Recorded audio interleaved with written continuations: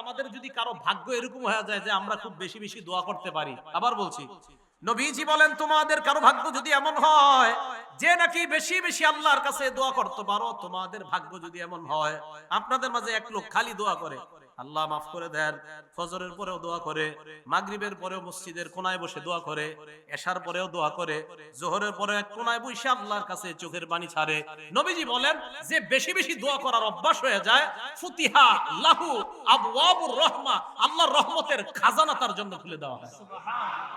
তাহলে বেশি দোয়া করার যার অভ্যাস আছে, আল্লাহর রহমতের খাজানা তার জন্য খুলে যায়। এই জন্য মনে রাখবেন, যে বেশি আল্লাহর কাছে দোয়া করতে পারে তার ভাগ্য বড় ভালো। খুব বেশি আল্লাহর কাছে দোয়া করা, আল্লাহ আমাদেরকে বেশি দোয়া করার তৌফিক দান করেন।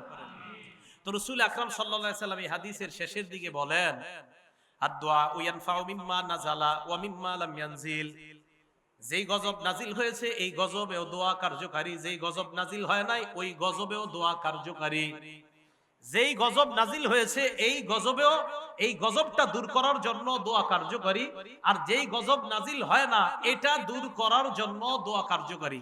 তাহলে গজব নাজিল হয় এটার জন্য দোয়া কার্যকারী, আর যদি গজব নাজিল না হয় এটা দূর করার জন্য দোয়া কার্যকারী। কিভাবে? গজব পাশের এলাকায় আসছে, আমার এলাকায় এখনো আসে নাই, আল্লাহ করোনা তো এই এলাকায় আছে, আল্লাহ এই এলাকায় যেন না আসে, খুব বেশি বেশি দোয়া করে আশা করা যায় এই গজব দূর করা যাবে।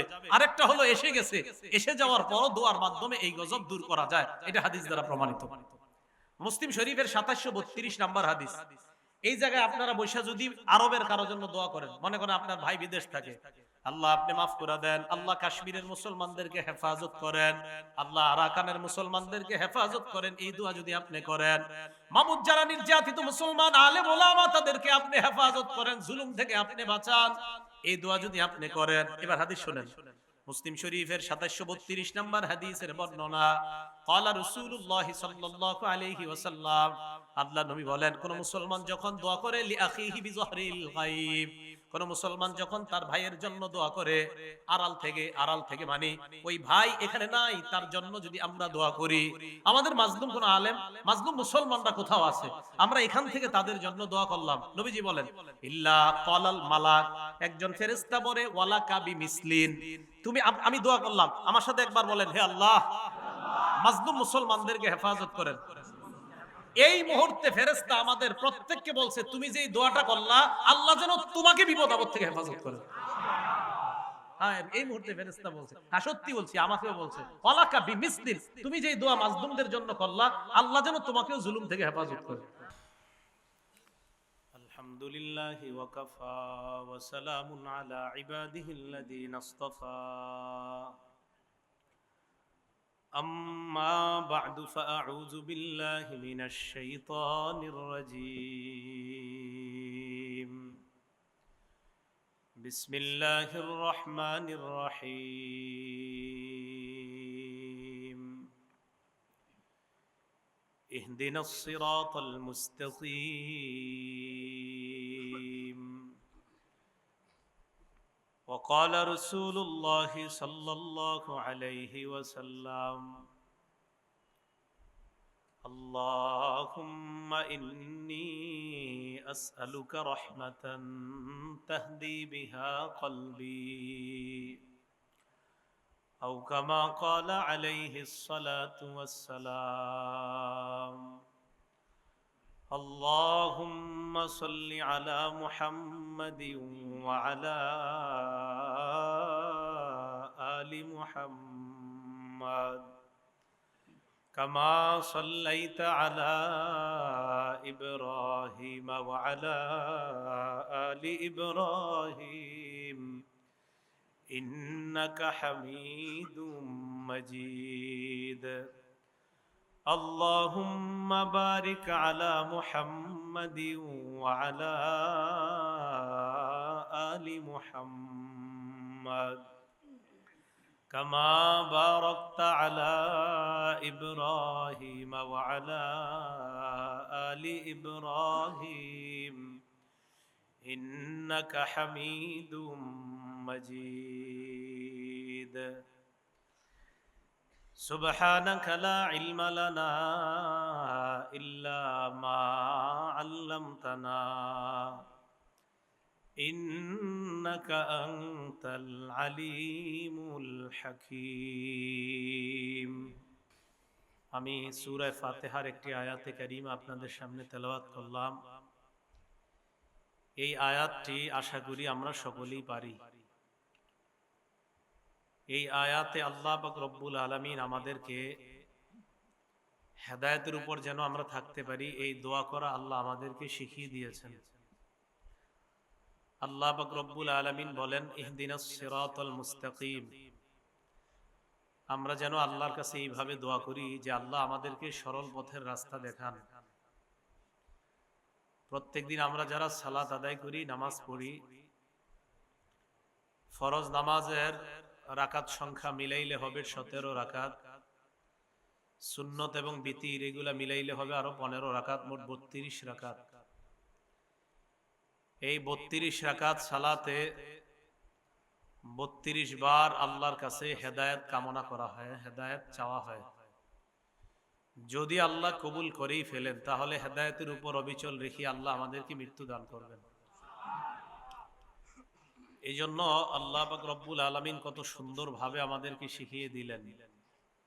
প্রথমে যখন আমরা সালাতে দাঁড়াই, দাঁড়ানোর পর যখন আমরা এই সূরা পাঠ করা শুরু করি, আলহামদুলিল্লাহি রাব্বিল আলামিন। আবু হুরায়রা রাদিয়াল্লাহু তাআলা আনহুর বর্ণনা, রাসূল আকরাম সাল্লাল্লাহু আলাইহি সাল্লাম বলেন, কোন বান্দা যখন পড়ে আলহামদুলিল্লাহি রাব্বিল আলামিন, সমস্ত প্রশংসা আল্লাহর যিনি বিশ্ব জগতের রব, এটা পড়ার সাথে সাথে আল্লাহ পাক রব্বুল আলামিন জবাব দেয়, হামিদানি আব্দি, আমার বান্দা আমার প্রশংসা করেছে। এরপর যখন বান্দা পড়ে আর রহমানির রহিম, যিনি রহমান, যিনি রহিম, পরম করুণাময় অসীম দয়ালু যিনি, এই কথাটা বলার সাথে সাথে আল্লাহ জবাব দেয়, আসনা আলাইয়া আব্দি, আমার বান্দা আমার সানা পাঠ করছে। এরপর যখন বান্দা পড়ে মালিক ইয়াউমিদ্দিন, যিনি বিচার দিবসের মালিক, এটা বলার সাথে সাথে আল্লাহ বলেন, মাজ্জাদানি আব্দি, আমার বান্দা আমার বরত্ব বর্ণনা করেছে। এরপর বান্দা যখন পড়ে ইয়্যাকা না'বুদু ওয়া ইয়্যাকা নাস্তাঈন, আল্লাহ আমরা আপনার ইবাদত করি, আপনার কাছেই সাহায্য প্রার্থনা করি। ইবাদতের কথা আল্লাহ আগে শিখাইলেন, সাহায্য প্রার্থনার কথা আল্লাহ পরে শিখাইলেন। কেন? ইয়্যাকা না'বুদু, আল্লাহ আমরা আপনারই ইবাদত করি, ওয়া ইয়্যাকা নাস্তাঈন, আমরা আপনার কাছেই সাহায্য প্রার্থনা করি। ইবাদতের পরে সাহায্য প্রার্থনা এই কারণে আল্লাহ শিখিয়েছেন। আজকে আপনারা যারা এশার নামাজ আদায় করলেন, এশার নামাজ একটা ইবাদত। এই ইবাদতে আপনি যখন পড়লেন ইয়্যাকা না'বুদু, আল্লাহ আমরা আপনারই ইবাদত করি, ওয়া ইয়্যাকা নাস্তাঈন মানে আপনার কাছে সাহায্য চাই আল্লাহ যেন পরবর্তী ইবাদতটা করতে পারি। নগদ ইবাদত করতেছি আপনার, সাথে সাথে সাহায্য প্রার্থনা করি পরবর্তী ইবাদত যেন করতে পারি। এটা একটা ব্যাখ্যা। এই আয়াতটা পড়ার সাথে সাথে আল্লাহ বলেন, হাদা বাইনি ওয়া বাইনা আব্দি ইয়্যাকা না'বুদু ওয়া ইয়্যাকা নাস্তাঈন। এই আয়াতটা আমার আর আমার বান্দার মাঝে একটা গভীর একটা সম্পর্ক, একটা সেতু বন্ধন তৈরি হয়ে যায়। তখন আল্লাহ পাক রব্বুল আলামিন তাফসিরে বাইজাবিতে ইমাম বাইজাবি রহমতুল্লাহি আলাইহি লিখেছেন, আল্লাহ কেমন যেন বলে, বান্দা তুমি আমার কাছে কি চাও? তখন বান্দা বলে, ইহদিনাস সিরাতাল মুস্তাকিম, আল্লাহ আপনার কাছে এমন সাহায্য চাই, আপনি আমাদেরকে সরল পথের রাস্তা দেখান। আর আল্লাহ বলেন, ওয়ালি আব্দি মা সাআলা, আমার বান্দা আমার কাছে যা চায় আমি তাই দেওয়ার ওয়াদা করলাম। তো বান্দা আল্লাহর কাছে চায়, হেদায়েত চায়, আল্লাহ আমাদেরকে আপনি হেদায়েত দান করেন। সিরাতাল্লাযীনা আন'আমতা আলাইহিম, তাদের পথ আমাদেরকে দেখান যাদেরকে আপনি নিয়ামত দান করেছেন। যাদেরকে নিয়ামত দান করেছেন তারা কারা? 4 শ্রেণী উদ্দেশ্য তাদের দ্বারা। আল্লাহ বলেন, উলাইকাল্লাযীনা আন'আমাল্লাহু আলাইহিম মিনান নাবিয়্যিন ওয়াস-সিদ্দীকিনা ওয়াশ-শুহাদা'i ওয়াস-সালিহিন। নিয়ামত প্রাপ্ত বান্দা দ্বারা উদ্দেশ্য 1 নাম্বার নবী, 2 নাম্বার সিদ্দিক সত্যবাদী, 3 নাম্বার শহীদগণ, 4 নাম্বার সালেহীন নেককার। আল্লাহ এই 4 শ্রেণীকে আপনি যেই পথে চালিয়েছেন, আমাদেরকে আপনি ওই পথেই পরিচালিত করেন। এটা আমরা আল্লাহর কাছে দোয়া করি। গায়রিল মাগদুবি আলাইহিম ওয়ালাদ-দাল্লিন। আল্লাহ ইহুদি খ্রিস্টানদেরকে যেই পথে আপনি চালিয়েছেন, এই পথে আমাদেরকে চালাবেন না। যাদের উপরে আপনি রাগান্বিত, যাদেরকে আপনি পথভ্রষ্ট করেছেন আল্লাহ, আপনি তাদের পথে আমাদেরকে চালায়েন না। এই দোয়াটা আমরা প্রতিদিন প্রায় 32 বার কম পক্ষে আল্লাহর কাছে এটা করি। এই যে আল্লাহর কাছে আমরা হেদায়েত চাইলাম, হেদায়েতের উপর অটল থাকার অনেকগুলো উপায়ের একটা উপায় হলো আল্লাহর কাছে হেদায়েতের বেশি বেশি দোয়া করা। বলেন, হেদায়েতের কি করা? বেশি বেশি দোয়া করা। আল্লাহ আমাদেরকে শিখাইয়া দিয়েছেন, রব্বানা লা তুযিগ কুলুবানা বা'দা ইয হাদাইতানা ওয়া হাব লানা মিন লাদুনকা রাহমা। রব্বানা লা তুযিগ কুলুবানা বা'দা ইয হাদাইতানা। হে আমাদের রব, আমাদের কলবগুলোকে আপনি বক্র করে দিয়েন না। বা'দা ইয হাদাইতানা, আমাদেরকে হেদায়েত দেখার পর, হেদায়েত দেওয়ার পর, সরল পথ দেখানোর পর আমাদের এই কলবগুলো আপনি বক্র করে দিয়েন না। ওয়া হাব লানা মিন লাদুনকা রাহমা, আল্লাহ আপনি আমাদেরকে আপনার পক্ষ থেকে রহমত দান করেন। ইন্নাকা আনতাল ওয়াহ্হাব, আপনি সর্বশ্রেষ্ঠ দাতা, আপনি একমাত্র দাতা। তাহলে হেদায়েতের দোয়া আমরা কার কাছে করি? আল্লাহর কাছে খুব বেশি হেদায়েতের দোয়া করা। খুব মনোযোগ দিয়ে এখন থেকে শুনেন কথাগুলো। দোয়া আমরা আল্লাহর কাছে কেন করব? আল্লাহর কাছেই কেন দোয়া করতে হবে? আল্লাহর কাছে হেদায়েত সহ যে কোনো দোয়া করার 1 নাম্বার কারণ, আল্লাহ আমাদেরকে বলছে, হুকুম করছে আল্লাহর কাছে যে কোনো বিষয়ে দোয়া করার জন্য। তাই আল্লাহর হুকুম পালনার্থে আল্লাহর কাছে এটা বলতে হবে। হুকুম কার? সূরা গাফির বা সূরা মুমিনের 60 নাম্বার আয়াতে আল্লাহ বলেন, ওয়া ক্বালা রাব্বুকুম উদউনি আস্তাজিব লাকুম। তোমাদের রব বলেছেন, উদউনি, তোমরা আমার কাছে দোয়া করো, আমাকে ডাকো। আস্তাজিব লাকুম, আমাকে যখন তোমরা ডাকবা, আমাকে দোয়া করবা, আমার কাছে যেই কোনো বিষয় তোমরা চাইবা, আল্লাহ বলেন আস্তাজিব লাকুম, আমি ওয়াদা করলাম তোমাদের দোয়া আমি কবুল করব। আস্তাজিব লাকুম, আমি তোমাদের ডাকে সাড়া দিব। এখন এই যে আল্লাহ বললেন আমি তোমাদের ডাকে সাড়া দিব, আল্লাহ আমাদেরকে বললেন দোয়া করতে, আর আল্লাহ আমাদের ডাকে সাড়া দিবে। তো 1 নাম্বার আল্লাহর হুকুম পালন করব, তাই দোয়া করব। 2 নাম্বার আল্লাহর কাছে এই জন্য দোয়া করব যেন অহংকার থেকে আমরা নিরাপদ থাকতে পারি। হেদায়েতের দোয়া সহ যে কোনো দোয়া বেশি বেশি করলে অহংকার মুক্ত থাকা যায়। সূরা গাফিরের শেষে আল্লাহ বলেন, 60 নাম্বার আয়াতের শেষের দিকে আল্লাহ বলেন, ইন্নাল্লাযীনা ইস্তাকবিরুনা আন ইবাদাতি সায়াদখুলুনা জাহান্নামা দাখিরিন। যারা আমার ইবাদত থেকে অহংকার করে, এই জায়গায় ইবাদত দ্বারা উদ্দেশ্য দোয়া, আমাকে ডাকা থেকে, আমার কাছে প্রার্থনা করা থেকে যারা অহংকার প্রদর্শন করে, সায়াদখুলুনা জাহান্নামা দাখিরিন, তারা লাঞ্ছিত অবস্থায় জাহান্নামে প্রবেশ করবে। নাউজুবিল্লাহ। তাহলে আল্লাহর কাছে বেশি বেশি দোয়া করা। এখন তো দোয়ার বিরোধিতা করা হয়। কিসের বিরোধিতা করা হয়? না, দোয়ার খুব বিরোধিতা করা হয়। যারা দোয়ার খুব বিরোধিতা করে, আপনি তালাশ করে খোঁজ করে দেখবেন গত 15 বছর এগুলোর চোখে কখনো পানি আসেনি। যারা দোয়ার বিরোধিতা, আপনি নিশ্চিত আপনি এদেরকে কখনো কাঁদতে দেখবেন না, এদের চোখে পানি আসবে না, কখনো আসবে না। এবং এরা স্বীকারও করে এদের চোখে যে পানি আসে না। এটা যারা দোয়ার বিরোধিতা করে। তো আল্লাহ পাক রব্বুল আলামিন বলছে দোয়া করতে, আর দোয়া না করলে অহংকার প্রদর্শন হয়। এজন্য মনে রাখবেন, যারা দোয়া করার অভ্যাস যাদের নাই, এদের কথা হয় একদম উগ্র, আর এমন এমন কথা বলবে আপনার মেজাজ খারাপ হয়ে যাবে। 2-3টা কথা শুনলে আপনার মেজাজ ঠিক থাকবে না এদের কথা যখন শুনবেন। তো দোয়া যারা করে না, এরা অহংকার প্রদর্শন করে। তো আমরা অহংকার থেকে বাঁচার জন্য আল্লাহর কাছে হেদায়েতের দোয়া করব, ঠিক আছে না ইনশাআল্লাহ? 3 নাম্বার, দোয়া করাটাই আলাদা একটা ইবাদত। বলেন, দোয়া করাটা আলাদা ইবাদত। আবার বলছি আমি, দোয়া করাটাই আলাদা ইবাদত। আমাদের কেউ কখনো বলে না যে দোয়া করা নামাজের অংশ, এটা কেউ বলে না। দোয়া করা এটা আলাদা ইবাদত। এই কথাটা লিখে রাখবেন সারা জীবন। যারা বিরোধিতা করেন এটা লিখে রাখবেন, দোয়া আলাদা ইবাদত। তিরমিজি শরীফের বর্ণনা 2969 নম্বর হাদিসের বর্ণনা। قال رسول الله صلى الله عليه وسلم الدعاء عبادة। আল্লাহ নবী বলেন দোয়া করাটা, আল্লাহকে ডাকাটা, আল্লাহর কাছে কোনো কিছু চাওয়াটাই আলাদা একটা ইবাদত। এর মানে আমি আল্লাহর কাছে যখন হেদায়েতের দোয়া করব, আল্লাহ তুমি আমাকে হেদায়েত দিয়ে দাও, বলেন এই যে আল্লাহর কাছে দোয়া করলাম এটা একটা ইবাদত। কে বলছে? নবী। আমি যে আল্লাহরে বললাম আল্লাহ আমারে হেদায়েত দান করেন, দোয়া করলাম, এটা কি একটা ইবাদত? এই কথা কার কথা? রাসূল সাল্লাল্লাহু আলাইহি ওয়াসাল্লামের কথা। তাহলে আমরা এই জন্য দোয়া করব কারণ দোয়া একটা ইবাদত। 4 নাম্বার, আমরা এই কারণে দোয়া করব আল্লাহ যেন বেশি বেশি আমাদের প্রতি খুশি হয়, তাই দোয়া করব। আল্লাহ যেন রাগ না করে, বরং আমাদের প্রতি যেন আল্লাহ খুশি হয়, তাই কি করব? আমরা দোয়া করব। দলিল তিরমিজি শরীফের 3373 নাম্বার হাদিসের বর্ণনা।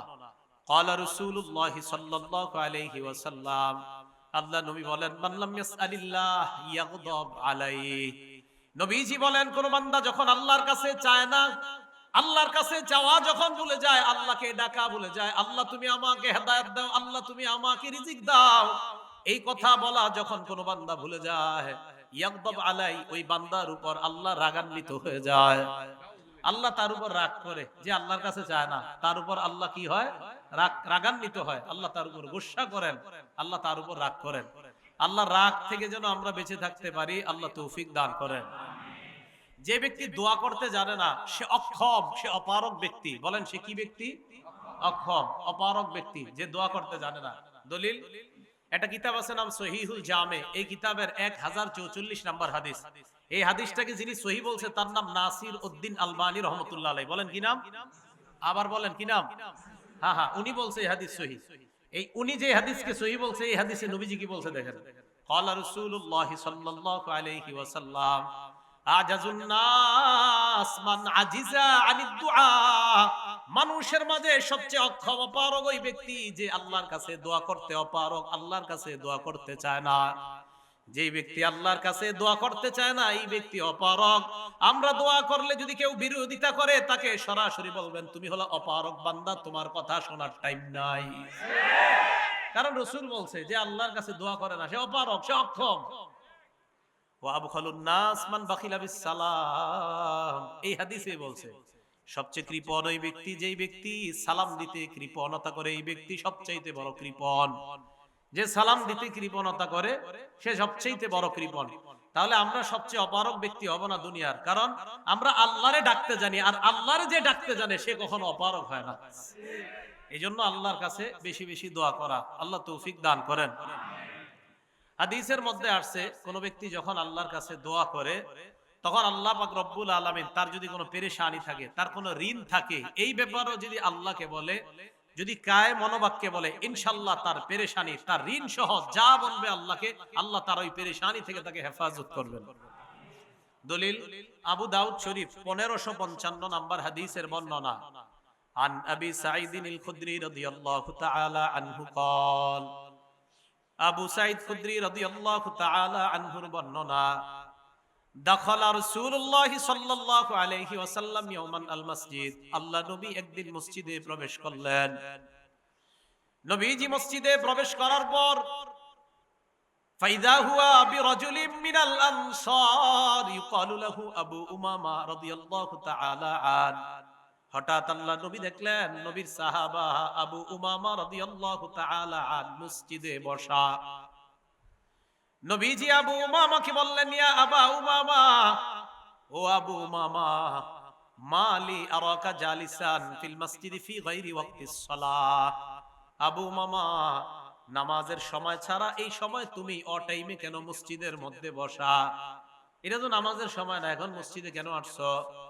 এর মানে আমার নবীর সাহাবারা বিপদ আপদে পড়লে, পেরেশানিতে পড়লে মসজিদে দৌড়ায় যাইতেন। কোথায় যাইতেন? মসজিদে। তা আপনাদের মন চায় না যে হুজুর নবীজি আসলেন কেন? তার মানে আমার নবীর ওই অভ্যাসই ছিল, নবী তো মসজিদে যাইতেন। হ্যাঁ, নবী, আপনারা তো পাল্টা এটা বলা দরকার, হুজুর নবীজি অ টাইমে মসজিদে আসছে কেন? কারণ নবী আর সাহাবাদের কাম কি? কাম তো এটাই, মসজিদে। আমাদেরকে অনেকে বলে মোল্লার দৌড় মসজিদ পর্যন্ত। আলহামদুলিল্লাহ, এটা কয় না যে সিনেমা হল পর্যন্ত, আমগো দৌড় মসজিদ পর্যন্তই। এনে রাগ করেন না, যখন কয় মোল্লার দূর মসজিদ বন্ধ রাগ হইবেন না, আলহামদুলিল্লাহ সাথে সাথে বলবেন আল্লাহ এই ভাইয়ের কথাটা আপনি কবুল করে আমারে কিয়ামতের ময়দানে আমারে মসজিদের মোল্লা বলছে, আপনি এই হিসাবে কবুল করে আমারে জান্নাত দিয়ে দিন। তখন এই দেখবেন আজকে থেকে আর কেউ কইব না, কইব যদি জান্নাতি হয়ে যায়।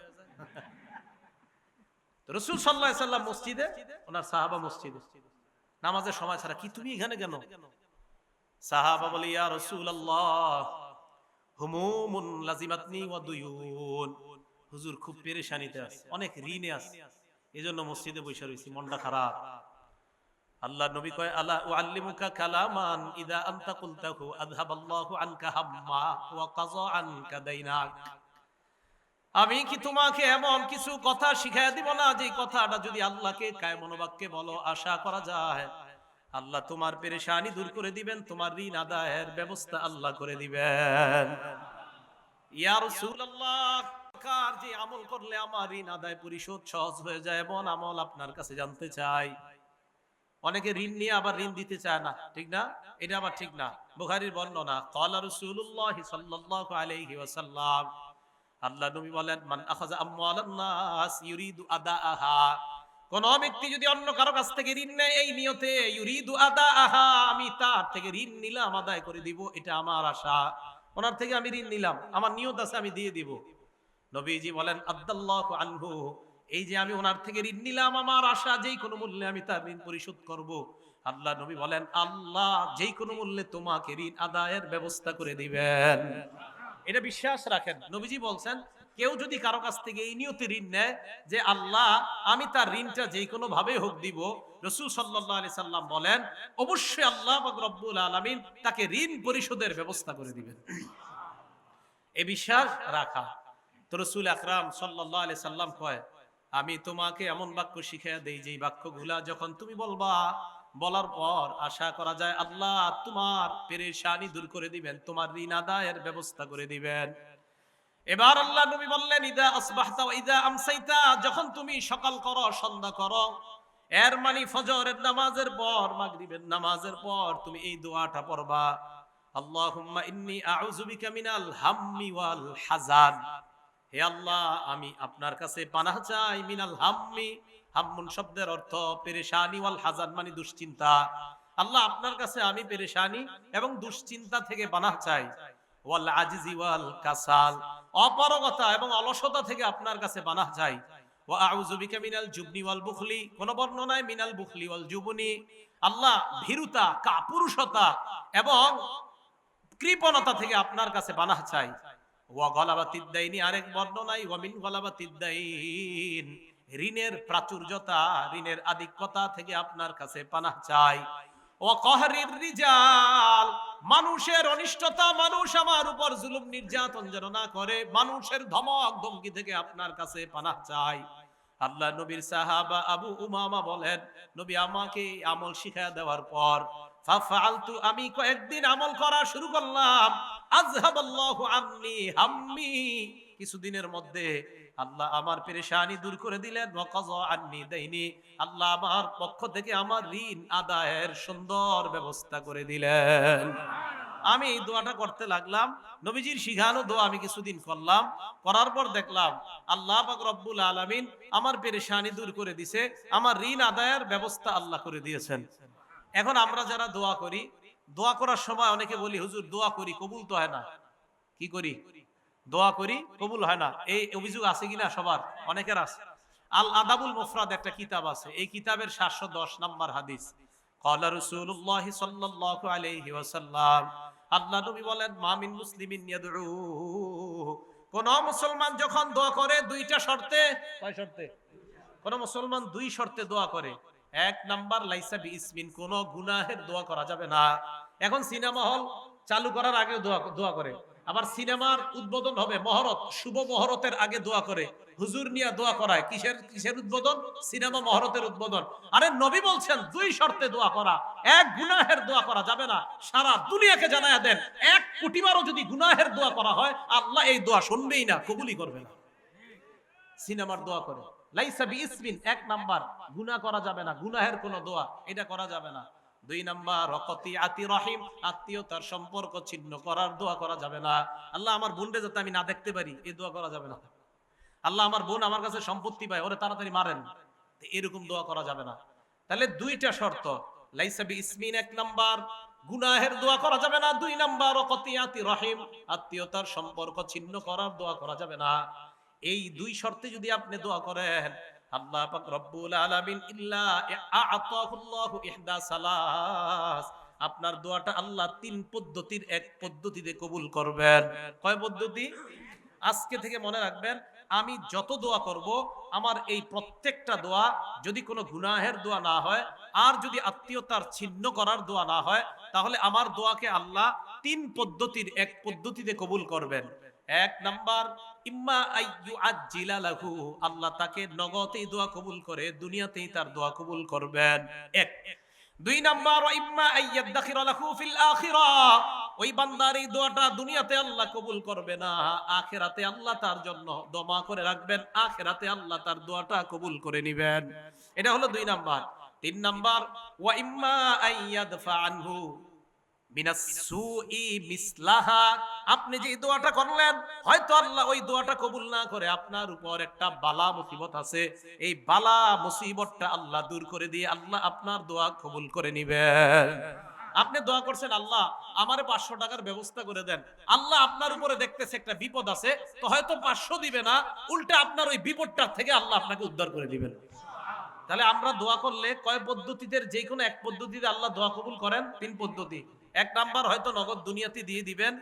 দুই নাম্বার, হয়তো দুনিয়াতে দিবে না, আখেরাতে দিবেন। অথবা তিন নাম্বার, ওই দোয়া কবুল করবে না আল্লাহ, এটার পরিবর্তে কোনো মুসিবত আল্লাহ দূর করে দিবেন। আল্লাহ আমাদেরকে কথাগুলা বুঝার তৌফিক দান করেন। তিরমিজি শরীফের একটা বর্ণনা, ইবনে মাজার একটা বর্ণনা, রাসূল আকরাম সাল্লাল্লাহু আলাইহি ওয়াসাল্লাম বলেন, কোন বান্দা যখন আল্লাহর কাছে দোয়া করে, ইন্না রাজুলা লা ইহরামুর রিজক বিল্লাযী বিযামবিল্লাযী ইউসিবু, বান্দা গুনাহের কারণে লা ইহরামুর রিজক, রিজিক থেকে বঞ্চিত হয়। আমি আবার বলছি, ক্বালা রাসূলুল্লাহ সাল্লাল্লাহু আলাইহি ওয়াসাল্লাম, আল্লাহ নবী বলেন, ইন্না রাজুলা লা ইহরামুর রিজক বিযামবিল্লাযী ইউসিবুহু, বান্দা মাঝে মাঝে দোয়া করে, এই দোয়া আল্লাহ কবুল করে না। কয় কেন? কয় গুনাহের কারণে। এবার আল্লাহ নবী বলেন, শোনো, তোমার যদি কোনো গুনাহ হয়ে যায়, এই গুনাহ থেকে পরিত্রাণের জন্য তাড়াতাড়ি আল্লাহর কাছে দোয়া করো, কারণ এই গুনাহের কারণে তোমার উপর কোনো গজব আসতে পারে।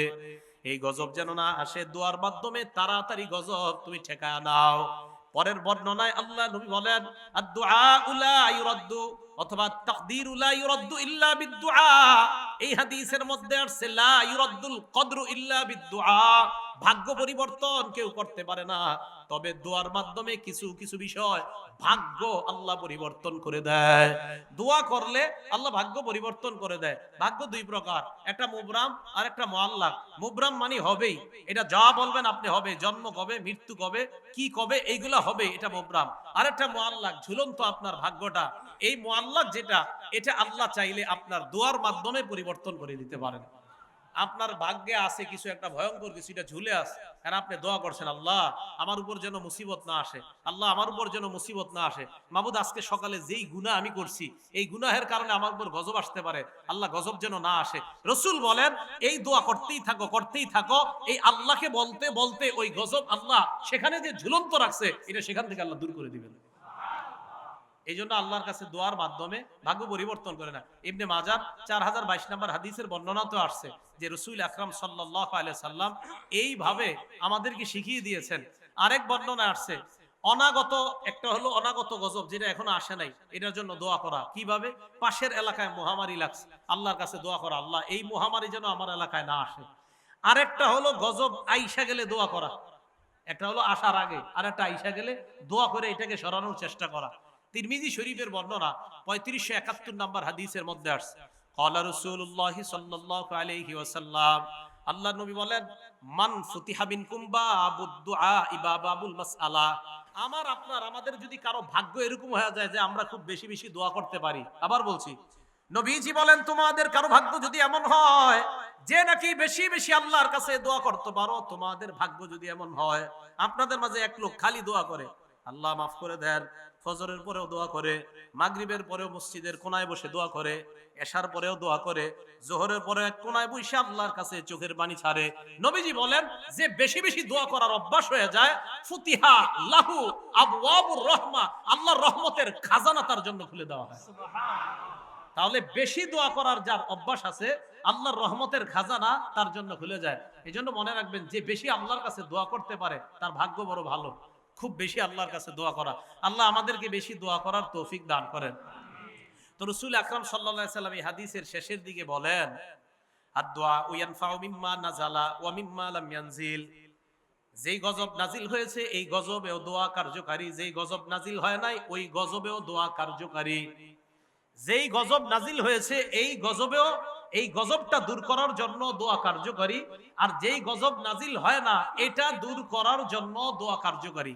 তাহলে গজব নাজিল হয় এটার জন্য দোয়া কার্যকারী, আর যদি গজব নাজিল না হয় এটা দূর করার জন্য দোয়া কার্যকারী। কিভাবে? গজব পাশের এলাকায় আসছে, আমার এলাকায় এখনো আসে নাই, আল্লাহ করোনা তো এই এলাকায় আছে, আল্লাহ এই এলাকায় যেন না আসে। খুব বেশি বেশি দোয়া করে আশা করা যায় এই গজব দূর করা যাবে। আরেকটা হলো এসে গেছে, এসে যাওয়ার পর দোয়ার মাধ্যমে এই গজব দূর করা যায়, এটা হাদিস দ্বারা প্রমাণিত। মুসলিম শরীফের 2732 নাম্বার হাদিস। এই জায়গায় আপনারা বৈশা যদি আরবের কারো জন্য দোয়া করেন, মনে করেন আপনার ভাই বিদেশ থাকে, আল্লাহ আপনি মাফ করে দেন, আল্লাহ কাশ্মীরের মুসলমানদেরকে হেফাজত করেন, আল্লাহ আরাকানের মুসলমানদেরকে হেফাজত করেন, এই দোয়া যদি আপনি করেন, মামুদ যারা নির্যাতিত মুসলমান আলেম ওলামা তাদেরকে আপনি হেফাজত করেন, জুলুম থেকে আপনি বাঁচান, এই দোয়া যদি আপনি করেন। এবার হাদিস শুনেন, মুসলিম শরীফের 2732 নম্বর হাদিসের বর্ণনা, ক্বালা রাসূলুল্লাহ সাল্লাল্লাহু আলাইহি ওয়াসাল্লাম, আল্লাহ নবী বলেন, কোন মুসলমান যখন দোয়া করে লি আখিহি বিযহরিল গায়ব, কোন মুসলমান যখন তার ভাইয়ের জন্য দোয়া করে আড়াল থেকে মানে ওই ভাই এখানে নাই তার জন্য যদি আমরা দোয়া করি, আমাদের মাজলুম কোন আলেম, মাজলুম মুসলমানরা কোথাও আছে, আমরা এখান থেকে তাদের জন্য দোয়া করলাম, নবীজি বলেন ইল্লা ক্বালাল মালাক, একজন ফেরেশতা বলে ওয়ালাকা বিমিসলিন, তুমি আমি দোয়া করলাম, আমার সাথে একবার বলেন হে আল্লাহ মাজলুম মুসলমানদেরকে হেফাজত করেন। এই মুহূর্তে ফেরেশতা আমাদের প্রত্যেককে বলছে তুমি যে দোয়াটা করলা আল্লাহ যেন তোমাকে বিপদ আপদ থেকে হেফাজত করে। হ্যাঁ, এই মুহূর্তে ফেরেশতা বলছে, হ্যাঁ সত্যি বলছি, আমাকেও বলছে ওয়ালাকা বিমিসলিন, তুমি যে দোয়া মাজলুমদের জন্য করলা আল্লাহ যেন তোমাকেও জুলুম থেকে হেফাজত করে। পরের বর্ণনা 2733 মুসলিম শরীফের আগের যে বর্ণনাটা, এটা পরের বর্ণনাটা আসছে, ক্বালা রাসূলুল্লাহ সাল্লাল্লাহু আলাইহি ওয়াসাল্লাম দাওয়াতুল মারইল মুসলিমি লিআখিহি বিযহরিল গায়ব মুস্তাজাবাহ, কোন মুসলমান যখন তার ভাইয়ের জন্য দূর থেকে দোয়া করে মুস্তাজাবাহ, দোয়াটা কবুল হয়েই যায়। না আমরা ওরকম দোয়া করতে পারছি না, মনে হয় যারা বিপদে আছে তাদের জন্য ওইভাবে দোয়া হচ্ছে না আমাদের, তাই তাদের দোয়াটা আল্লাহ কবুল করতেছে না, কারণ আমরা ওইভাবে করতে পারতেছি না, যেইভাবে করা উচিত বলা উচিত ওইভাবে হচ্ছে না আমাদের দোয়াটা। কথা বুঝে আসে নাই? কারণ দোয়া করার সময়ও 1000 ক্যামেরা ফিট করে রাখে যে দোয়াটা কালকে পেপারে দিবে, বুঝেন নাই? ওই দোয়া কেমনে হইব, দোয়াকারী চিন্তা করবো আমার কিরম দেখা যায় দেখি, সামনে যারা আছে এরাও এই চিন্তা করবে, আজীব এক মাসালা হয়ে গেছে, দোয়া করবেন কেমনে আপনি? তো রাসূল আকরাম সাল্লাল্লাহু আলাইহি সাল্লাম বলেন যারা আড়ালে আছে তাদের জন্য দোয়া করা, এই দোয়াটা কবুল হয়ে যায়। এই হাদিসে কি বলে দেখেন, মালাকুন মুয়াক্কালুন ইনদা রাসিহি, তার মাথার কাছে একজন নিযুক্ত ফেরেশতা থাকে, এই নিযুক্ত ফেরেশতা ওই ব্যক্তিকে ডাক দিয়ে বলে ওয়ালাকা বিমিসলিন, তুমি যেই দোয়াটা করলা আল্লাহ যেন তোমার পক্ষেও এই দোয়াটা কবুল করে নেয়। মাথার কাছে একজন ফেরেশতা বৈশা বলে ওয়ালাকা বিমিসলিন, তুমি যেই দোয়া করলা তোমার দোয়া যেন আল্লাহ কবুল করে নেয়। এই হাদিসের মধ্যে আরো আসছে, আমি আপনি যখন বলি আল্লাহ মাজলুম মুসলমানদেরকে হেফাজত করেন, একজন ফেরেশতা মাথার কাছে বৈশা বলে আমিন আমিন, ফেরেশতা বলে আমিন আমিন, মুসলিম শরীফের বর্ণনা। তাহলে আমরা আল্লাহর কাছে দোয়া করব, কারণ আমাদের দোয়া আল্লাহ কবুল করে, এটা আমাদের বিশ্বাস। বলেন তো দোয়া করলে কয় সূরাতে আল্লাহ দোয়াটা কবুল করতে পারেন? 3 সূরাতে। অদৃশ্য থেকে দোয়া করার শ্রেষ্ঠ দৃষ্টান্ত মুহাম্মদুর রাসূলুল্লাহ সাল্লাল্লাহু আলাইহি সাল্লাম একটা দোয়া করছে, এই দোয়াটা শুনেন। সহিহ ইবনে হিব্বান কিতাবের নাম 7111 নম্বর হাদিস। আম্মা জান আয়েশা সিদ্দিকা রাদিয়াল্লাহু তাআলা আনহা বলেন, লাম্মা রাআইতু মিনান নবী সাল্লাল্লাহু আলাইহি ওয়াসাল্লাম তিবা নাফসিন, মা বোনরা যারা আমার এই আলোচনাটা শুনতেছেন আপনার স্বামীর সাথে এই আমলটা করবেন। আম্মা জান আয়েশা বলেন, আমি যখন আল্লাহর নবীর ভালো মুড দেখতাম, মুড বুঝেন তো, মুড মানে ভালো মুডে আছে নবীজি, খুব ফুরফুরে মেজাজ। নবী সবসময় একটা ফিকিরে থাকতেন, উম্মতের ফিকির। কখনো রসুলের চেহারা মোবারক লাল হয়ে যেত, রাগ হয়ে যেতেন, অন্যায় কিছু দেখলে নবীজি রাগ হয়ে যেতেন। তা আম্মা জান আয়েশা বলেন, কখনো যদি মুড ভালো দেখতাম, নবীজিরে বলতাম, আল্লাহ ইয়া রাসূলুল্লাহ, আপনি আল্লাহর কাছে আমার জন্য একটু দোয়া করেন। আমি নবীজিরে বলতাম, ইয়া রাসূলুল্লাহ, হে আল্লাহ রসুল, আপনি আমার জন্য একটু আল্লাহর কাছে দোয়া করেন। তো নবীজি বলতেন, আয়েশা তোমার জন্য দোয়া করবো? কাহা বিবিরা যারা আছেন, আপনার স্বামীরে যখন ভালো মুডে দেখবেন তখন বলবেন যে আপনি একটু আমার জন্য এখন দোয়া করেন। আর আপনারা কি মুডে থাকবেন? রাত 2টা বাজে তো দুইজন টেলিভিশনের উপরে থাকেন, আর মুড কখন আসবে? এই মুডে থাকে না তো, মুড আসবে কখন? দোয়া। এখন কি দোয়া হবে নাকি? তো রাসূল আকরাম সাল্লাল্লাহু আলাইহি ওয়াসাল্লাম কি দোয়া করবো? হুজুর আপনি যেই দোয়া আল্লাহর কাছে মন চায় করেন আমার জন্য। তো নবীজি বলতেন, আল্লাহুম্মা গফিরলি আয়েশাতা মা তাকদ্দামা মিন যামবিহা ওয়া মা তাআখার। আল্লাহ আপনি আয়েশার আগে পরের সব গুনাহ মাফ করে দেন। সুবহানাল্লাহ। ওয়া মা আসাররাত ওয়া মা আলানাত, প্রকাশ্য এবং গোপন যত গুনাহ আছে আল্লাহ সব মাফ করে দেন। আম্মা জান আয়েশা সিদ্দিকা দহিকাত, হাসা শুরু করতেন খুশিতে। দেখেন কি বলে, হাসতে হাসতে হাসতে হাসতে হাত্তা সাকাতা রাসুহা ফি হিজরিহা। আম্মা জান হাসতে হাসতে ওনার মাথাটা কোলের উপর গিয়ে পড়তো, এত হাসতেন। কেন? তো নবীজি কয়, আয়েশা হাসো কেন? খুশিতে। তো আল্লাহ রাসূল সাল্লাল্লাহু আলাইহি সাল্লাম, আম্মা জান আয়েশা সিদ্দিকা বলতেন, আয়েশা আয়া সুররুকি দুআই, আমি দোয়া করলে কি তুমি অনেক খুশি হও? তো আম্মা জান আয়েশা বলে, জি হুজুর, আপনি যে দোয়া করেন খুশি, এই দোয়া শুনলে কার না খুশি লাগবে? তাই আপনার এই দোয়া শুই না আমি খুশিতে এত খুশি হয়ে যাই, হাসতে হাসতে আমার মাথা আমার শরীরের উপর পড়ে, এত পরিমাণ আমি খুশি হয়ে যাই। নবীজি বলেন, আয়েশা আমি যে দোয়াটা তোমার জন্য করলাম তুমি অনেক খুশি হয়েছো না? হ্যাঁ। নবীজি কি বলে দেখেন, ইন্নাহা লা দুআই লি উম্মতি ফি কুল্লি সালাহ। আয়েশা আমি তোমার জন্য যে দোয়াটা করলাম, আমি যতবার নামাজ পড়ি, নামাজের পর আমি যতবার দোয়া করি আমার উম্মতের জন্য ঠিক এই দোয়াটা ততবার করি। আল্লাহু আকবার। চিন্তা করেন, আম্মা জান আয়েশা সিদ্দিকাকে যা বললেন, নবীজি আমিও আল্লাহরে বলি, আল্লাহ আমার উম্মতের আগের পরের প্রকাশ্য অপ্রকাশ্য সব গুনাহ মাফ করো। আমরা এখনো দুনিয়াতে আসি নাই, 1500 বছর আগে আমাদের জন্য দোয়া করে গেছেন। তো দূর থেকে আড়াল থেকে আমাদেরকে দেখে নাই যিনি, না দেখা যিনি দোয়া করার শ্রেষ্ঠ দৃষ্টান্ত দুনিয়াতে দেখায় গেছেন, রাসূল আকরাম সাল্লাল্লাহু আলাইহি সাল্লাম। তাই বলেন, এখন যদি বুঝে এসে থাকে আমরা দোয়া করব কার কাছে? আল্লাহর কাছে। দোয়ার বিরোধিতা করবেন না তো? না না, দোয়ার বিরোধিতা করেন না। যারা দোয়া করতে জানে তাদের দিল বড় সাফ, দিল খুব সাচ্চা, এদের দিল বড় নরম থাকে। তাই আল্লাহকে বেশি বেশি ডাকা, আল্লাহকে যেন সবাই বেশি বেশি ডাকতে পারি, আল্লাহ তৌফিক দান করেন। তাহলে হেদায়েতের উপর থাকার 1 নাম্বার উপায় আল্লাহর কাছে দোয়া করা।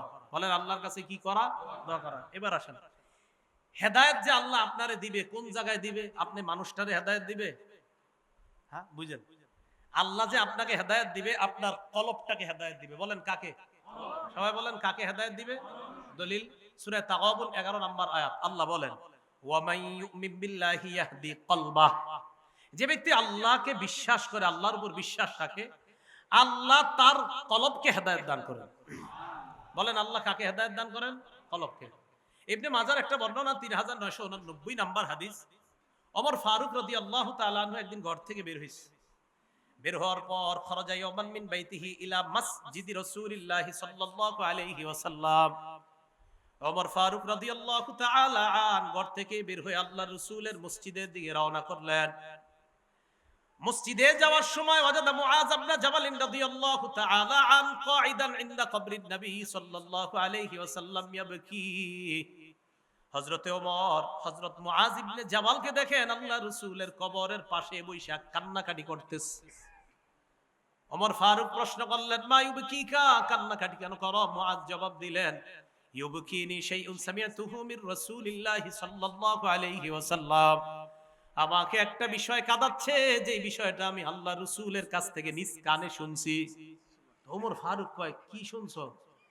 জি একটা কথা নবীজির মুখে শুনছি, এই কথাটা মনে বললে খালি আমি কান্না করি। আপনারা জানতে মন চায়নি কথাটা কি? দেখেন আমগো মাঝেও আছে। ওমর ইবনুল খাত্তাব বলেন, কি কথা বলো? মুআজ ইবনে জাবাল বলেন, আল্লাহ রাসূল বলছেন, ইন্না ইয়াসীরার রিয়াই শিরকুন। সামান্যতম রিয়া করাও শিরিক, সামান্যতম লোক দেখানো আমল করাও শিরিক। সামান্যতম লোক দেখানো আমল করাও কি? শিরিক। এই যে আল্লামা লেখা দিয়েছেন আপনারা এই জায়গায়, কি লেখা দিয়েছেন? হ্যাঁ, আল্লাহর কসম আমি খুশি হই নাই। এটা কেন লেখছেন? আল্লামা যে লেখছেন, আল্লামা বুঝেন কারে কয়? হ্যাঁ, মনে করেন 2-4টা হাদিস মুখস্থ বলতে পারি দেখি আমি আল্লামা।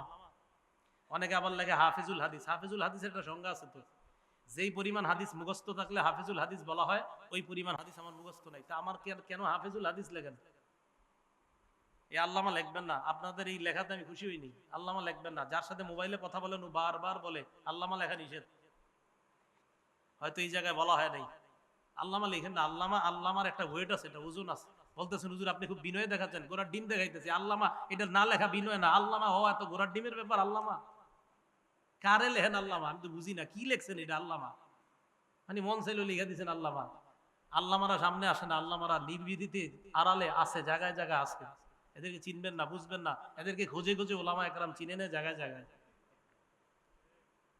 আল্লামা যেখানে সেখানে আল্লাহর হস্তে লাগাই দিয়েন না। ইন্না ইয়াসীরা রিয়াই শিরকুন, সামান্য লোক দেখানো আমল করা শিরিক। এই সমস্ত হাদিস আমাদেরকে বিভিন্ন শব্দ লিখতে বাধা দেয়। রাসূল আকরাম সাল্লাল্লাহু আলাইহি সাল্লাম বললেন ইন্না ইয়াসীরা রিয়াই শিরকুন, সামান্য রিয়া শিরিক, লোক দেখানো কিছু করা শিরিক।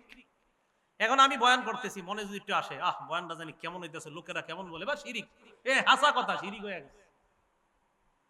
ইন্না ইয়াসীরা রিয়াই শিরকুন, ইবাদত একমাত্র আল্লাহর জন্য করবেন। বলেন একমাত্র কার জন্য? আল্লাহর জন্য। ইবাদত সামান্য অংশ কাউকে দেখানোর জন্য করা যাবে না।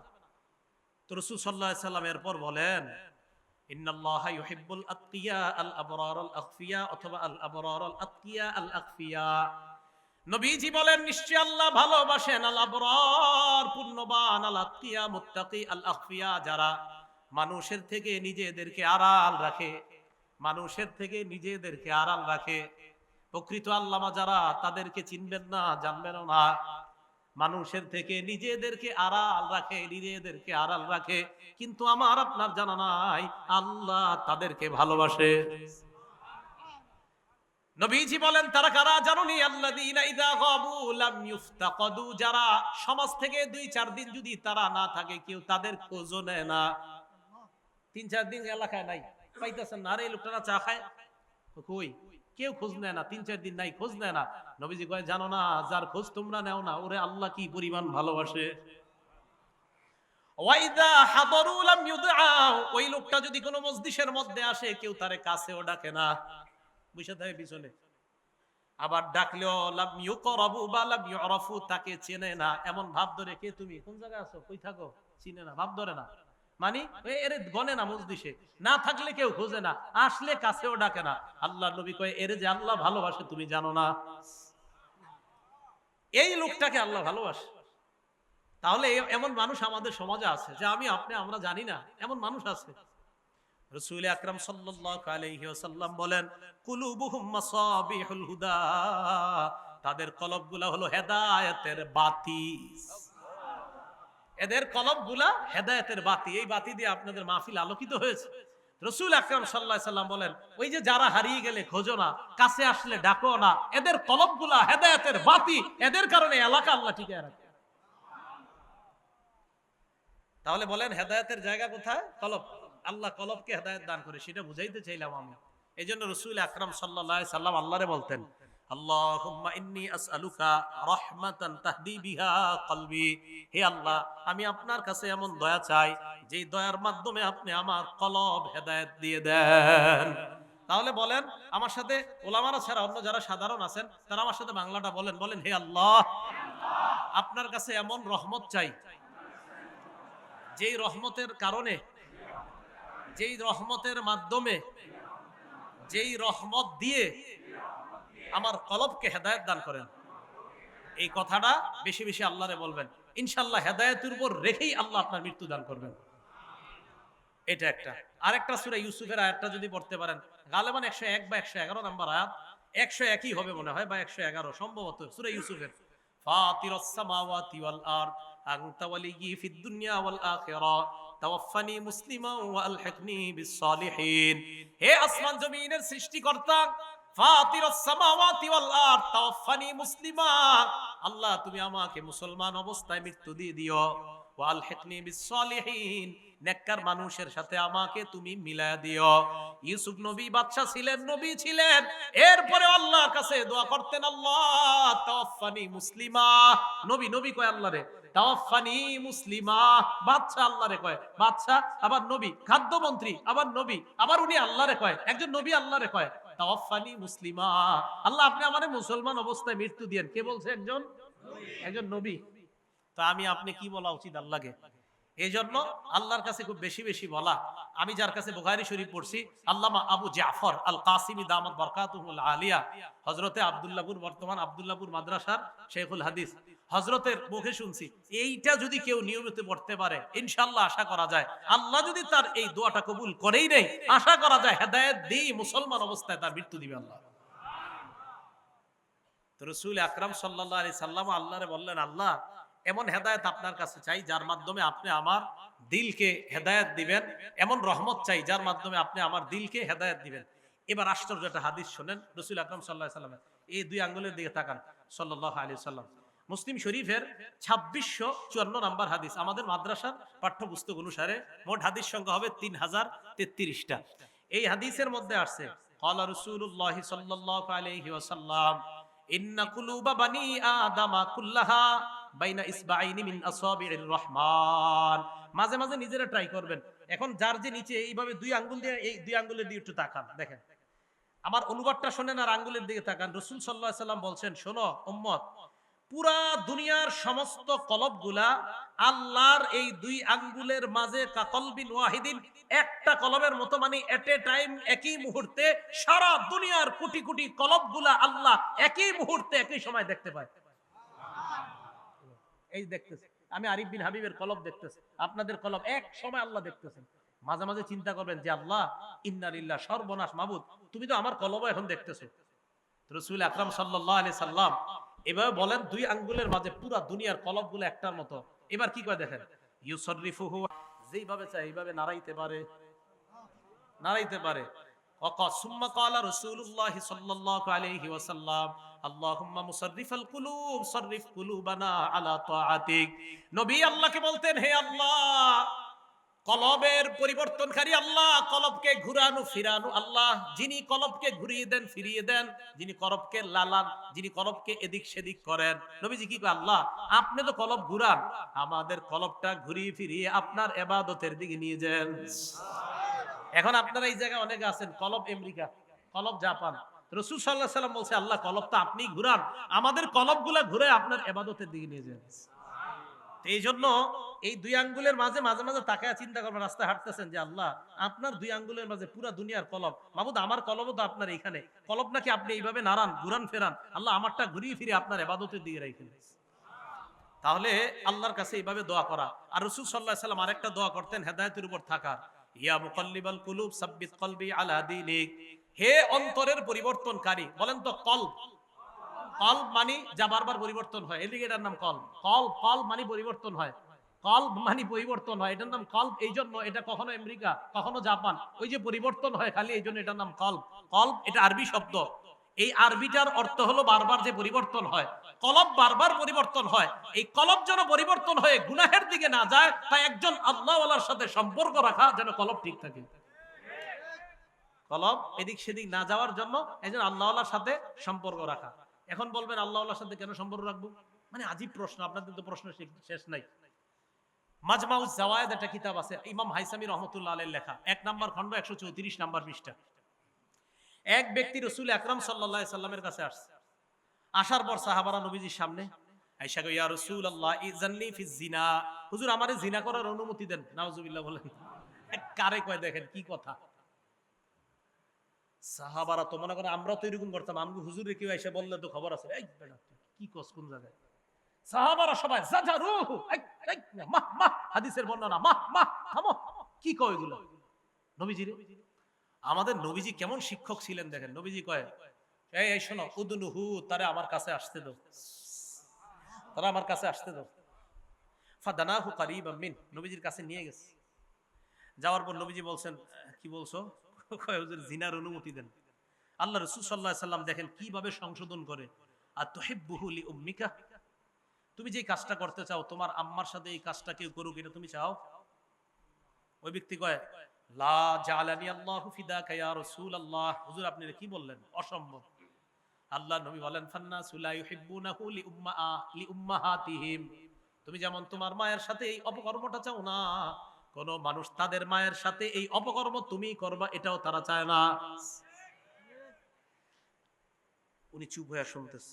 আতুহিব্বুহু লিইবনাতিক, তুমি কি তোমার মেয়ের সাথে অপকর্ম কেউ করুক এটা পছন্দ করো? ওই ব্যক্তি জবাব দেয় লা জালানি আল্লাহু ফিদাকা ইয়া রাসূলুল্লাহ। না হুজুর এটা অসম্ভব। আল্লাহ নবী বললেন ফান্নাসু লা ইউহিব্বুনাহু লিযালিক, মানুষ এটা পছন্দ করে না যেই কারণে তুমি পছন্দ করো না। ফান্নাসু লা ইউহিব্বুনাহু লিবানাতিহিম, তাদের মেয়েদের সাথে এমন অপকর্ম তুমি করবা কোন বাবা এটা পছন্দ করবে না। আতুহিব্বুহু লিউখতিকা, তোমার বোনের সাথে অপকর্ম তুমি পছন্দ করবা কিনা? ফানা ইয়া রাসূলুল্লাহ। আল্লাহ নবী বললেন ফান্নাসু লা ইউহিব্বুনাহু লিআখাওয়াতিহিম, কেউ তাদের বোনের সাথে অপকর্ম করবা এটা পছন্দ করে না। আতুহিব্বুহু লিখালাতিকা, তোমার খালার সাথে কেউ অপকর্ম করবে পছন্দ করো? লা ইয়া রাসূলুল্লাহ, না এটা আমি পছন্দ করি না। ফান্নাসু লা ইউহিব্বুনাহু লিখালাতিহিম, মানুষ তার মায়ের সাথে খালার সাথে এই অপকর্ম করা পছন্দ করবে না। আতুহিব্বুহু লিআম্মাতিকা, তোমার ফুফুর সাথে এই অপকর্ম পছন্দ করবা কিনা? লা ইয়া রাসূলুল্লাহ। আল্লাহ নবী বললেন ফান্নাসু লা ইউহিব্বুনাহু লিআম্মাতিহিম, কেউ তাদের ফুফুর সাথে তুমি এমন অপকর্ম করবা এটা পছন্দ করে না।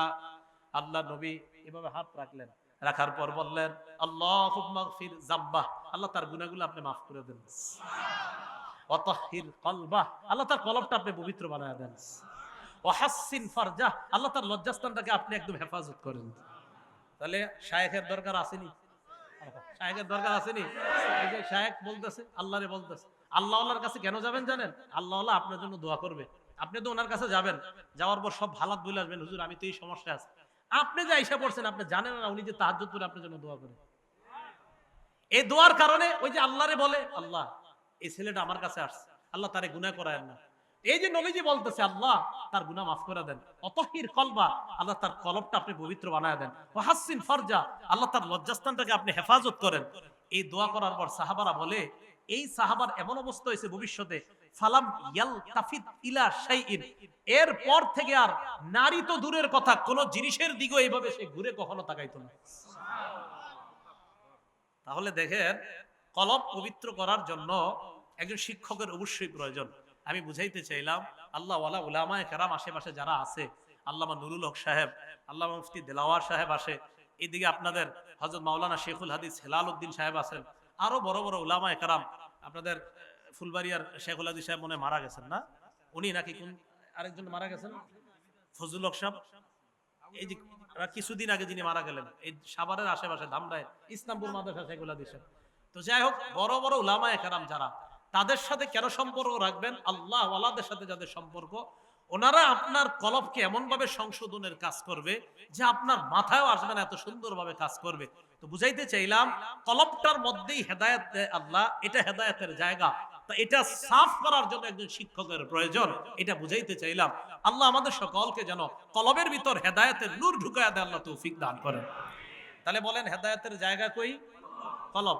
আল্লাহর কাছে দোয়া করব হেদায়েতের, আল্লাহ হেদায়েত দেয় কলবকে, কারণ হেদায়েতের জায়গা কলব। শুধু হেদায়েতের জায়গা যে কলব এমন না, ঈমান যেই জায়গায় আল্লাহ ফিট করে দেয় এই জায়গাটার নামও কলব। সুবহানাল্লাহ। দলিল সূরা মুজাদালার 22 নম্বর আয়াত দেখেন আল্লাহ কি বলে, উলাইকা কাতাবা ফি কুলুবিহিমুল ঈমান, তাদের অন্তরের মধ্যে আল্লাহ ঈমান লিপিবদ্ধ করে দিয়েছেন।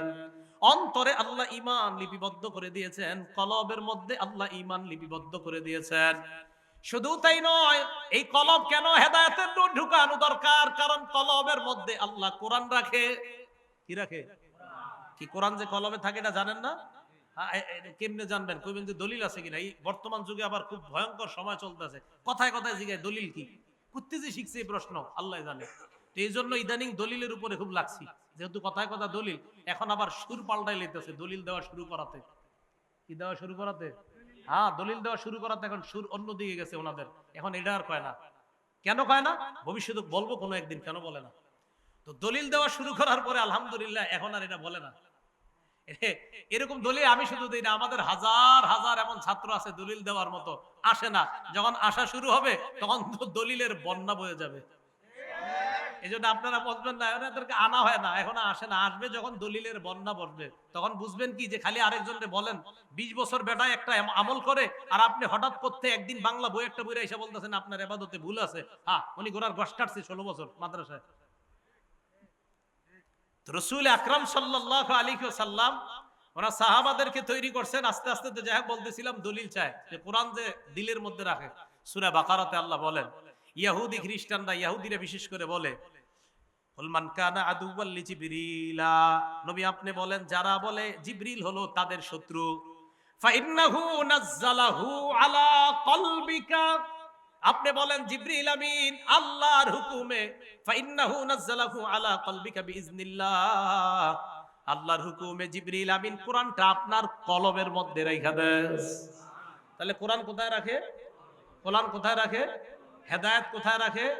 এই জন্য হেদায়েতের নূর দ্বারা কলব সাফ করা, যেন এখানে কোরআন থাকে, এখানে ঈমান থাকে। বুঝাইতে চাইলাম হেদায়েতের জায়গা কলব। তাই আল্লাহর কাছে যখন দোয়া করব, এইভাবে দোয়া করা, আল্লাহ আপনি এমন রহমত দান করেন যে রহমতের মাধ্যমে আমার কলবকে আপনি হেদায়েত দান করেন। এখন কলবের মধ্যে যদি হেদায়েত ঢুইকা যায়, লাভ কি? এটার লাভ হলো হিংসা, বিদ্বেষ, অহংকার সহ যত রোগ আছে এই রোগগুলো বের হয়ে যাবে কলবে যদি হেদায়েতের আলো স্থান পেয়ে যায়। মুসলিম শরীফের 2564 নম্বর হাদিসের বর্ণনা, ক্বালা রাসূলুল্লাহ সাল্লাল্লাহু আলাইহি ওয়াসাল্লাম, আল্লাহ নবী বলেন, লা তাহাসাদু, তোমরা পরস্পর হিংসা করবা না, ওয়ালা তানাজাসু, তোমরা পরস্পর ধোঁকাবাজি করবা না, ওয়ালা তাবাগাজু, তোমরা পরস্পর বিদ্বেষ পোষণ করবা না, ওয়ালা তাদাবারু, তোমরা একে অপরের ক্ষতি করার জন্য আড়ালে শত্রুতা করবা না, ওয়ালা ইয়াবি বাদুকুম আলা বাইই বাদিন, একে অপরের ক্রয় বিক্রয় করার সময় তোমরা অন্য কেউ গিয়ে ক্রয় বিক্রয় করবা না। ভাই সোয়েটারটা কত? 500 টাকা। 450 টাকা দিবেন? জি দিব। আপনি উল্টা গিয়ে বললেন আমি 520 টাকা দিব, আমারে দেন। নিষেধ, এটা নবীজি নিষেধ করছেন। এ আমাদের দুইজনের লেনদেন চুক্তি পুরো শেষ, এখন উনি আমারে দিবে, প্যাকেট করা বাকি। ইতিমধ্যে আপনি এসে বলছেন, দেখতেছেন যে আমি 450 টাকা পাইয়া যাচ্ছি, আপনি এসে বললেন ভাই আমি 520 টাকা দিব। উনি চিন্তা করে দেখে 70 টাকা লাভ আপনার কাছ থেকে, আমারে কয় কি বাজারটা একটু ঘুরে আসেন। কি ঘুরে আসেন ভাই, একটু বাজার ঘুরে আসেন, আপনার দিতেছি আমি, মানে এটা হারে দিয়া দেয়, পরে ডুপ্লিকেটরটা ধরাই দিবে। রাসূল সাল্লাল্লাহু আলাইহি ওয়াসাল্লাম এটা নিষেধ করছে। আমাদের সমাজে আরেকটা হয়, এটাও নিষেধ। বিসমিল্লাহ, ওয়ালা ইয়াখতিব আহাদু, আল্লাহুম্মা লাকাল হামদু ওয়া লাকাশ শুকর, ওয়ালা ইয়াখতিব আহাদুকুম আলা খিতবাতি আখিহি। রাসূল আকরাম সাল্লাল্লাহু আলাইহি সাল্লাম বলেন, তোমাদের কেউ বিবাহের প্রস্তাব দেওয়ার পর এই বিয়ের প্রস্তাবের উপর আবার প্রস্তাব না দাও। একজনের মেয়ের সাথে আরেকটা ছেলের বিয়ে মোটামুটি পাকাপাকি হয়ে গেছে, বিয়ে ঠিক ইনশাল্লাহ বিয়ে হয়ে যাবে। আগামী শুক্রবারে বৈঠক বসবে যে কবে বিয়ের তারিখটা ঠিক করা যায়। বৃহস্পতিবারে এক ঘটক গিয়া মেয়ের বাপেরে কয়, শুনলাম আগামীকাল নাকি আপনার মেয়ের বিয়ের তারিখ ঠিক হবে। কয় হ্যাঁ ঠিকই তো শুনছেন। ছেলে কি করে? কয় ছেলে তো মসজিদের ইমাম। আর যাই হোক, তো বেতন কত? 15,000 টাকা। যাই হোক, আপনি এই এলাকায় কতদিন জানি না, তো হুজুরকে বেতন বাড়ায় দিয়ে আল্লাহ বরকত দিব। তো এটা বলার পরে 15,000 টাকা, হ্যাঁ আমি তো ইতালি থেকে একটা ছেলে আনছি প্রস্তাব, বেতন 14 লাখ। এখন মেয়ের বাপের অবস্থাটা কি হবে? রাসূল সাল্লাল্লাহু আলাইহি সাল্লাম বলেন, লা ইয়াখতিব আহাদুকুম আলা খিতবাতি আখি, বিয়ের প্রস্তাব দিছে একজন, আলোচনা চলতেছে, তোমরা উপর দিয়ে গিয়ে প্রস্তাব দিও না। সমাজে এগুলা হচ্ছে। তো রাসূল আকরাম সাল্লাল্লাহু আলাইহি সাল্লাম এগুলা নিষেধ করলেন। করার পর নবীজি বলেন, ওয়াকুনু ইবাদাল্লাহি ইখওয়ানা, তোমরা ভাই ভাই হয়ে যাও। এরপর নবী বলেন, আল মুসলিমু আখুল মুসলিম, মুসলমান মুসলমানের ভাই, লা ইয়াজলিমুহু, ভাই ভাইকে জুলুম করতে পারে না, ওয়ালা ইয়াখজুলুহু, ভাই ভাইকে লাঞ্ছিত করতে পারে না, ওয়ালা ইয়াহকিরুহু, ভাই ভাইকে তুচ্ছ তাচ্ছিল্য করতে পারে না। নবীজি হাদিসের শেষে বলেন, বিহাসবি ইমরিইম মিনাশ শাররি আন ইয়াহকিরা আখাহুল মুসলিম, কোন মানুষ খারাপ হওয়ার জন্য এতটুকুই যথেষ্ট, সে আরেকজন মুসলমান ভাইকে অন্যের সামনে তুচ্ছ তাচ্ছিল্য করা। আমি খারাপ হওয়ার জন্য এতটুকুই যথেষ্ট, আমি আমার এই ভাইকে অন্য কারো সামনে তুচ্ছ তাচ্ছিল্য করলাম, আমি খারাপ হওয়ার জন্য এতটুকুই যথেষ্ট। তাহলে কোন মুসলমানের ভাইয়ের সম্মানহানি আমরা করব না। এই হাদিস পুরোটা কেন শোনাইলাম এখন দেখেন। রাসূল বলে, আত্তাকওয়া হা হুনা, আত্তাকওয়া হা হুনা। আল্লাহ নবী বলেন আত্তাকওয়া হা হুনা, এই শোনো শোনো, এখানে তাকওয়া, এখানে তাকওয়া, মানে কলবে তাকওয়া, কলবে তাকওয়া। এই তাকওয়াটা কলবে ঢুকতে হবে। তাই বললাম হেদায়েতের নূর যখন এখানে চলে আসবে, কোরআনের নূর, হেদায়েতের নূর, তাকওয়া সহ, ঈমানের নূর সহ সমস্ত নূর আল্লাহ এই কলবের মধ্যে ঢুকায় দিবে। এখান থেকে হেদায়েতের জন্য আল্লাহর কাছে দোয়া করা, আল্লাহ আমার কলবকে হেদায়েত দান করেন। এই জন্য ইমাম মুআবিয়া রাদিয়াল্লাহু তাআলা আনহুর ব্যাপারে রাসূল আকরাম সাল্লাল্লাহু আলাইহি সাল্লাম খুব দোয়া করতেন, আল্লাহুম্মা জাআলহু হাদিয়া মাহদিয়া ওয়াহদিবি। আল্লাহ তাকে আপনি হেদায়েত দানকারী, অন্য মানুষকে যেন হেদায়েতের দাওয়াত দিয়ে সে একজন মানুষের হেদায়েতের জরিয়া হতে পারে এমন বানান, তাকেও আপনি মাহদি বানায়া দেন, হেদায়েত প্রাপ্ত বানায়া দেন, তার মাধ্যমে অন্যের হেদায়েত দেন। এই যে হেদায়েত দেওয়া, এর দ্বারা উদ্দেশ্য করব, কারণ অন্য বর্ণনায় আছে আল্লাহুম্মা হদি কলবা, আল্লাহ তার কলবকে আপনি হেদায়েত দান করেন। তাহলে বলেন তো হেদায়েতের জায়গা কই? কলব। এইজন্য রাসূল আকরাম সাল্লাল্লাহু আলাইহি সাল্লাম সহিহ বুখারীর 52 নম্বর হাদিসের মধ্যে বলেন, ক্বালা রাসূলুল্লাহ সাল্লাল্লাহু আলাইহি ওয়াসাল্লাম, আল্লাহ নবী বলেন, আলা ইন্না ফিল জাসাদি মুদগাতান, শোনো তোমরা দেহের মধ্যে একটা গোশতের টুকরা আছে, মাংসপিণ্ড আছে, ইদা সালাহাত সালাহাল জাসাদু কুল্লু। কোন কোন রিওয়ায়াতে আনছেন সলুহাত সলুহাল জাসাদু কুল্লু, আমার তাহকিকে সালাহাতটাই বেশি মনে হচ্ছে ভালো। সালাহাত সালাহাল জাসাদু কুল্লু, যদি এই গোশতের টুকরাটা শুদ্ধ হয়ে যায়, সালাহাল জাসাদু কুল্লু, তাহলে পুরা শরীরটা সুস্থ হয়ে যায়। ওয়া ইদা ফাসাদাত ফাসাদাল জাসাদু কুল্লু, আর যদি গোশতের টুকরাটা নষ্ট হয়ে যায়, তাহলে পুরা শরীরটাই নষ্ট হয়ে যায়। বলেন টুকরা কয়টা? ভালো হয় কয় টুকরাই, আবার খারাপ হয় কয়টা? মানে আলাদা একটা না একটাই, মানে ভালো হয় ওই একটাই, খারাপও হয় ওই একটা। নবীজি বলে আলা ওয়াহিয়াল কলব, শোনো এটা হলো কলব, এটা হলো কলব। কলব। আল্লাহ আমাদের সকলকে, আল্লাহ আপনি আমাদের কলবগুলোকে হেদায়েত দান করেন। তো বুঝাইতে চাইলাম কলব হেদায়েত দান, এই জন্য আল্লাহর কাছে খুব বেশি দোয়া করব। আর এই হেদায়েতটা যেন আমার কলবের মধ্যে বসে যায়, তাই কোন আল্লাহ ওয়ালার কাছ থেকে আমরা সবক গ্রহণ করব, আল্লাহ ওয়ালার দরবারে যাব, আল্লাহ ওয়ালার কাছে গিয়ে আমাদের হালাত বলবো, আমাদের নিজেদের জীবনের বিভিন্ন গুনাহ যেটা আমরা অন্যের কাছে বলতে পারি না বা গুনাহ ছাড়তে পারি না, এইগুলা কোন আল্লাহ ওয়ালার কাছে গিয়ে বলা। তো এই জন্য যে কথাটা বলতেছিলাম, ইহদিনাস সিরাতাল মুস্তাকিম থেকে আমরা আলোচনাটা আসতেছিলাম যে আল্লাহর কাছে হেদায়েতের দোয়া করা, রব্বানা লা তুযিগ কুলুবানা বাদা ইয হাদাইতানা ওয়া হাব লানা মিন লাদুনকা রাহমা, এটার মাধ্যমে আল্লাহর কাছে হেদায়েতের দোয়া করা। আর দোয়া, হেদায়েতের দোয়া আল্লাহর কাছে কেন করব, এর অনেকগুলা কারণ আমরা জেনেছিলাম। আর হেদায়েত আল্লাহ দেয় কোথায়? কলবে আল্লাহ হেদায়েত দান করে। তাই কলব সংশোধনের বিকল্প নাই। এজন্য খুব বেশি আল্লাহর কাছে দোয়া করা যে আল্লাহ আমাদের কলবকে আপনি হেদায়েত দান করেন। আল্লাহ এই এলাকার সকল নারী পুরুষ, উলামা তুলাবা সুলাহা আইম্মা মাসাজিদ খোতাবা মাসাজিদ সহ সকলের কলবগুলা হেদায়েত দান করে আবার যেন জান্নাতে আমাদেরকে একত্রিত করেন, আল্লাহ তৌফিক দান করেন। আমিন। ওয়া আখিরু দাওয়ানা আনিল হামদুলিল্লাহি রাব্বিল আলামিন। ও আচ্ছা আচ্ছা, একটু বসেন বসেন। আমাদের আলামিন সাইফি ভাই মাদ্রাসা, মসজিদ, স্কুল, কলেজ, পুরুষ, মহিলা, শিশু, কিশোর, বয়স্ক সবার জন্য সহজ কোরআন শিক্ষা। আলামিন সাইফি ভাইয়ের একটা জিনিস আমার খুব পছন্দ, উনি যেমনি পড়ায় না, আমার ওই দিন দেখাইছে ড্রাইভার সাহেব গাড়িতে বসে, ওনার পড়ানোর স্টাইল আপনারা দেখছেন, ওই যে ভিডিওতে দেখা যায়। হ্যাঁ বলেন তো কয়টা? সবাই কয় এরকম 29টা, আবার কলকলারও কয়টা এরকম ছন্দে ছন্দে পড়ায়। এই পড়ানোর স্টাইল, ওই gear gear, 1 gear 2 gear 3 gear, তো সুন্দর মাশাআল্লাহ, ভালো কোরআনের খুব খেদমত করতেছে। আমরা দোয়া করি আল্লাহ যেন তার এই খেদমতটা খুব বেশি করতে পারে, আল্লাহ তৌফিক দান করেন। তো যাই হোক, হ্যাঁ আচ্ছা আচ্ছা, মাঠেও আছে, মসজিদও আছে, সব জায়গায় কাজ করতেছে। তো যাই হোক, এখন এই আলামিন ভাইয়ের এই সহজ কোরআন শিক্ষা, মাশাআল্লাহ উনি খুব যত্ন সহকারে এটা লিখছেন, সংকলন করেছেন, আমাকেও দেখিয়েছেন, আমি মোটামুটি ভাবে দেখছি। আলহামদুলিল্লাহ, আপনারা যারা বয়স্ক আছেন, কলেজ, স্কুল, ইউনিভার্সিটির ছাত্র আছেন, অনেকে মা বোনরা আছেন, আপনারা এটা নিতে পারেন। মাঠেও পাবেন, মসজিদেও পাবেন, ইউটিউবেও ঠিকানা দেওয়া আছে। আর আলামিন ভাই মনে সম্ভবত বাসায় থাকে। আচ্ছা, না থাকেন তো এইদিকে না বাসা, ক্লাব মাঠের এদিকে বাসা, তো ওনার সাথে আপনারা যোগাযোগ করে এই বইটা ইনশাল্লাহ আপনারা নিয়ে নিতে পারেন। হ্যাঁ, আমি ওইটা সত্যায়ন করছি আপনাদেরকে ইনশাল্লাহ, যেহেতু কোরআন শিক্ষা, এটা যে লিখবে আমি তাকেই সমর্থন করব।